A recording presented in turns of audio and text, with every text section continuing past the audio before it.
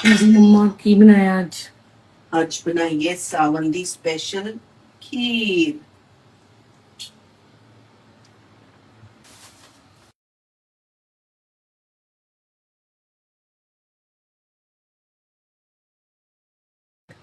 मम्मा ਇਹਦਾ colour yellow yellow ਕਿਸ ਤਰ੍ਹਾਂ ਆ ਗਿਆ?